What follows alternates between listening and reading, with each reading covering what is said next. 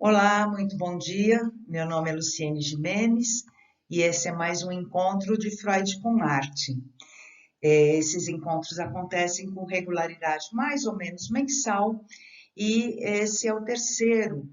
No primeiro encontro, a gente conversou um pouco sobre sonhos e delírios em Gradiva de Jensen. No segundo encontro, uma memória de infância de Leonardo da Vinci.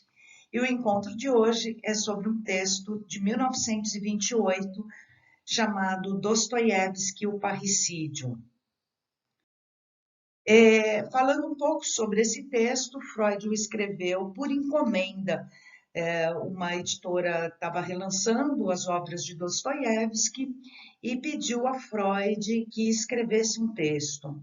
Ele relutou muito e, por final, escreveu um ensaio breve, de mais ou menos 12 páginas, e o seu amigo Theodor Reik teceu alguns comentários não muito favoráveis ao texto, né? Ele disse que não concordava com a forma como Freud analisava a moralidade do Dostoiévski e a maneira como ele encerrou o texto de uma forma um pouco abrupta. E o Freud, então, respondendo ao Theodor Reik, diz que faz algumas objeções ao Dostoiévski, entre elas de que a compreensão que ele tinha da vida mental estava muito restrita ao anormal. E diz também o seguinte para o Theodor: você tem razão em desconfiar de que, a despeito de toda a minha admiração pela intensidade e proeminência de Dostoiévski, de fato eu não gosto dele. Isso se deve a que minha paciência com as naturezas patológicas está exaurida na análise, na arte e na vida, não as tolero. Bom, então a gente vê que é um texto cuja motivação do Freud é muito diferente de Gradiva e muito diferente de Leonardo da Vinci, né? Em Gradiva, Freud está encantado com um romance que ilustra de uma forma muito rica os processos oníricos e o delírio, né?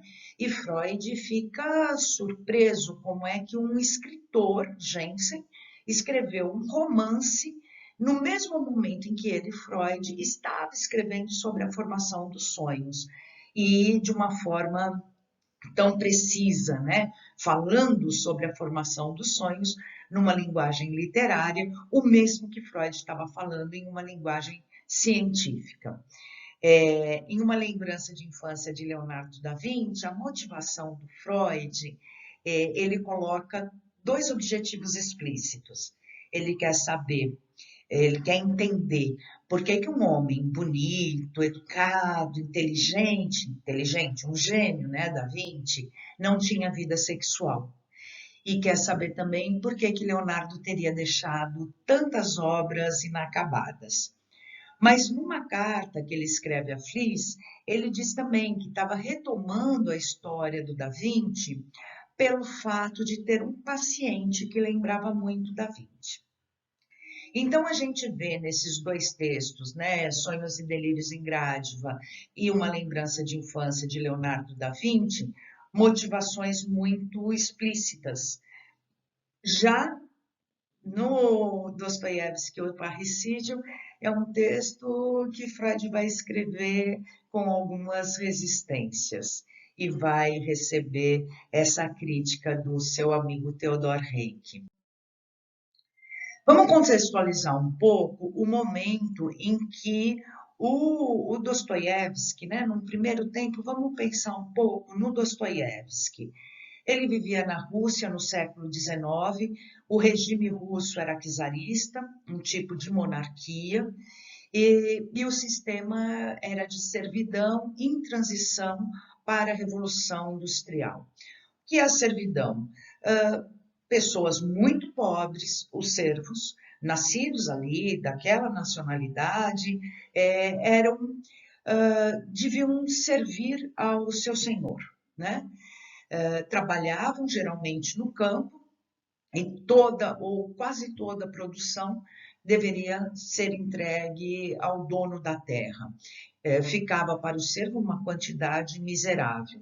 Então, existiam momentos de muita miséria, epidemia, cólera, né, matando muitas pessoas, não existia saneamento básico, ou seja, era uma situação de miséria, fome, doença, em que na Rússia se está gestando a Revolução Russa, que vai acontecer em 1917. Então, Dostoiévski vive mais ou menos neste contexto, né? Embora ele não seja de uma família de servos, tampouco ele é de uma família nobre. Aqui a gente tem alguns vídeos que eu sugiro para se inteirar um pouco mais, não só sobre a produção do Dostoiévski, como também sobre a vida dele. Helena Vassina, que é russa, é professora de literatura russa na USP, e o Flávio Ricardo Vassoler, que é professor de literatura comparada. Então, tem aí um pouco da biografia, e a gente vai ver que tem muitos eventos na vida do Dostoiévski que não há muita clareza sobre como é que foram esses eventos de fato, né? De que maneira essas coisas aconteceram, e eventos importantes. Aqui um pouco da vida do Dostoiévski. Ele nasceu em 1821, portanto, este ano de 2021 se comemora os 200 anos do seu nascimento. Até os 6 anos de idade, ele viveu do lado do hospital, onde o pai dele trabalhava. O pai era médico. E era um hospital de pessoas que atendia pessoas muito pobres, moradores de rua, prostitutas, deficientes, e ele cresceu vendo as filas na porta deste hospital de pessoas miseráveis mesmo. Quando ele tinha 16 anos de idade, a mãe morre de tuberculose. Essa é a mãe do Dostoiévski. E o pai, logo em seguida, envia ele e um irmão para estudar em engenharia militar. Ele sempre tinha mostrado um pendor para as artes, para a literatura, mas o pai acha que ele tem que estudar algo que lhe dê um futuro. Aos 18 anos, ele recebe uma carta dizendo que o pai também havia morrido, 2 anos depois da mãe. Alguns biógrafos vão falar a favor de que o pai teria sido assassinado pelos servos. Apesar de não ser uma pessoa rica, ele mantinha alguns servos na propriedade rural da família, e por ser considerado um homem muito rígido, que gostava de aplicar castigos físicos, esses servos teriam se revoltado e assassinado o pai de Dostoiévski. Ou não, ele teria morrido em decorrência do alcoolismo a que se entregou depois da morte da esposa. Fato é que o pai dele parece ter sido um pai muito rigoroso, não apenas com os servos, mas também com os filhos, né? Aí uma polêmica se o Dostoiévski sofria de epilepsia, se ele teria tido o primeiro ataque epilético no momento em que ele recebe essa carta informando a morte do pai, ou se ele teria tido o primeiro ataque epilético quando ele estava na Sibéria, cumprindo serviços forçados, né? Uma pena a que ele foi condenado. Bom,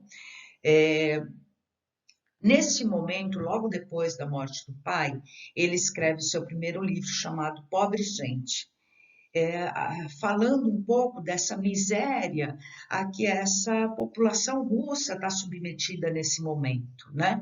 A fome, a violência, a peste, né?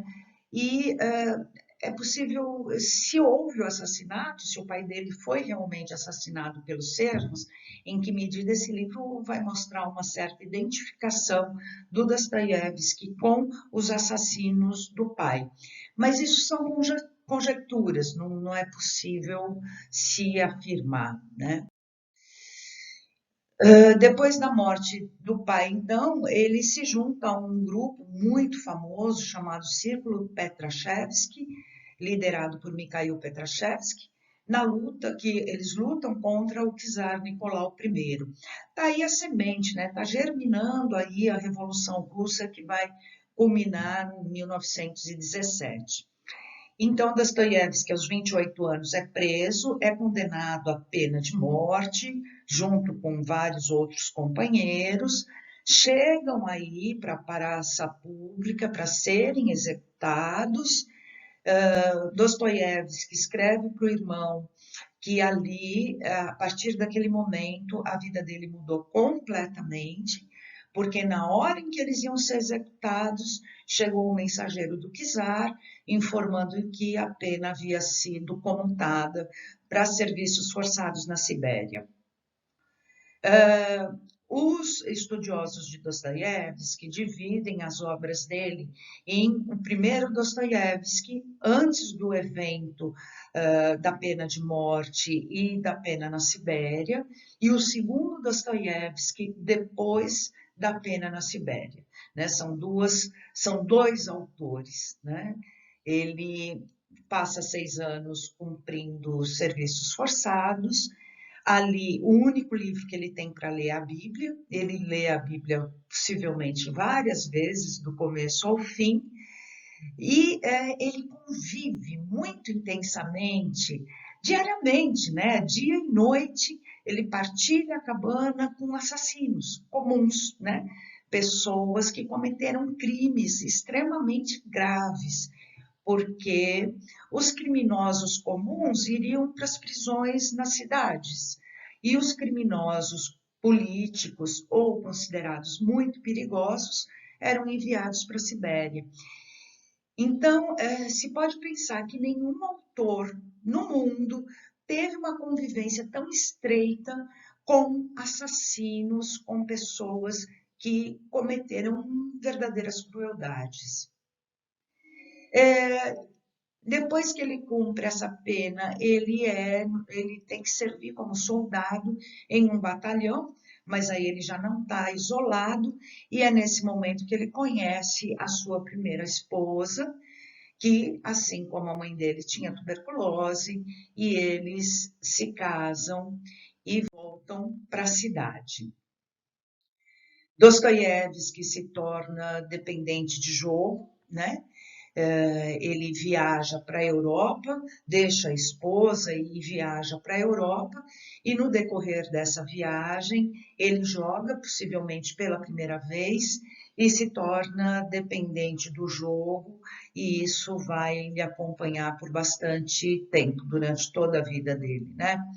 Então, alguns dos grandes livros que constam aí na história da literatura, que é Crime e Castigo, e no livro Os Demônios, para se ter uma ideia do como Dostoiévski vira a casaca, né, entre antes da pena da Sibéria e depois. Se antes da pena ele fazia parte do círculo de Petrachevski, depois da pena ele escreve um livro chamado Os Demônios, onde ele faz uma caricatura dos revolucionários russos.